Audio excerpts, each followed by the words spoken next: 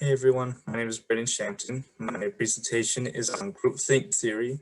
I'll be summarizing the theory, the author and his background, and the approaches used in the theory. Next, I'll be evaluating the theory using the 7 theory criteria. After that, I will be describing how the theory is used today. Following that, I will identify how the theory could be improved. I will finish with what I learned about communication while doing this project. Groupthink theory is a theory involving the decision-making process within a group. Groupthink happens when a strong sense of solidarity is present in a group. They strive to maintain homogeneity and harmony at all costs. There are theory-specific words that help explain these things people will experience in groupthink. Homogeneity is similarities in group members. Congruent thinking is efforts to reach a unanimous decision. Collective rationalization, group members ignore warnings about negative consequences. Self-censorship, minimizing personal doubts to resist opposing opinions. Whistleblowing, individual reports of groupthink behavior in practice.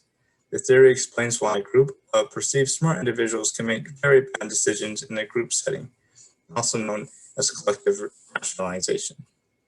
The author, pictured here, is Irving Janis. Mr. Janis originally focused on foreign policy decision-making, but soon expanded to many other areas through the realization that there is pressure towards conformity within all groups. When members of a group share the outcomes of a decision, there's increased pressure for unanimity. Approach. The groupthink uses the empirical scientific approach due to the practice of predicting the effects of unhealthy groupthink behavior on decision outcomes. It predicts forces that prevent the group from making correct decisions. The forces include becoming cohesive, muting opposing views, and assuming the group will make moral decisions. Each theory is evaluated by 7 tests to see if the theory will stand. While most theories that are used today continue to pass each test, some theories do better in some categories than others. Groupthink theory is no different. I will be discussing the tests that are relevant to this theory. Here is Irving Janis, and here you can see that he has weaknesses and he has strengths. Scope. The theory can be applied to many different types of groups. This can be applied to presidential meetings, corporate decisions, sport teams, and even classrooms. The issue, however, is that this theory is only relevant to decision-making groups. For this reason, the scope of this theory is defined as narrow, which is a weakness. Testability. Different variables that Janis did not define well make it vulnerable to lapses in reliability and validity. You cannot easily test this theory due to no logical progression of ideas, and instead, samples of phenomena that have correlated with different cases. Weakness. Heurism. Groupthink theory has been used in many different studies and has the attention of communication and social psychology scholars. There have been many real-life examples of what happens when groupthink behavior prevails, and it remains an important part of real-life group decision-making literature. Strength. Test of time. Groupthink theory has stood the test of time.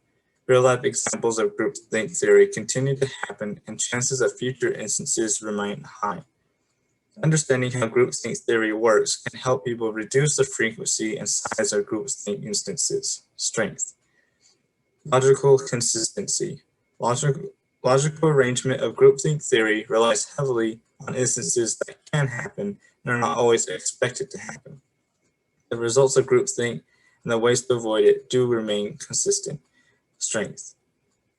Utility. Groupthink is used and practiced in many different levels of communication. Decision makers know the dangers of groupthink and actively avoid them with tactics presented in this theory. Strength. Parsimony. This theory is easy for people to understand. Terminology from this theory is used in everyday language. The theory is also practiced regularly in companies and governments. Strength. Groupthink theory research has continued and expanded today. When the theory first was introduced, the internet was not invented. Now that we have the internet and all the ways that people interact, we have more ways to explore how groupthink theory can be applied. Assistant Professor Douglas Gilview of Berkeley Haas experimented earlier this year to test how social media affects the spread of ideas. Assistant Professor Douglas Gilview found that it was easy to induce groupthink over a group of people on social media, even when ideas were presented by artificial users or bots. Douglas Gilview continued to use the scientific approach to research, but they expanded the context of the theory into mass media by using chat rooms, online chat rooms. Assistant Professor Gilview experiment consisted of people chatting about ink blots inside of an online chat room. In the beginning, the smaller groups consisted of lots of variations in answers. As the groups grew, more groupthink began to take place. As the group became larger, certain categories of answers started emerging. People stopped pushing for their answers and instead vote on the ones that had more popularity, such as bunny, couch, frog, and crab. To further the experiment, they added bots into the chat. The bots started pushing for the vote. Sumo wrestler, once popularity grew to a third of the votes, it started becoming the dominating choice.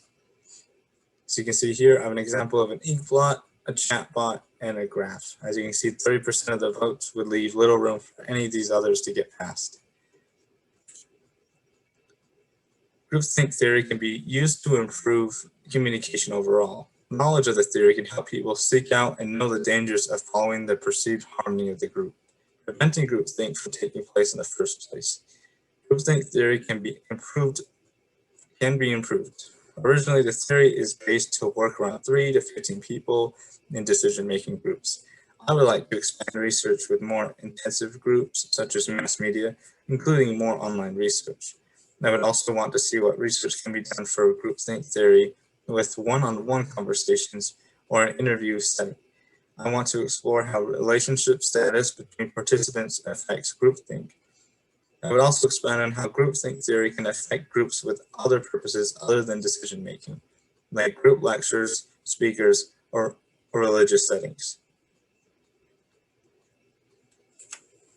I've learned that groupthink theory is still very prevalent in today's society, or maybe even more prevalent than when it was first introduced. Knowing the dangers of groupthink in decision-making situations can help reduce the likelihood of them happening.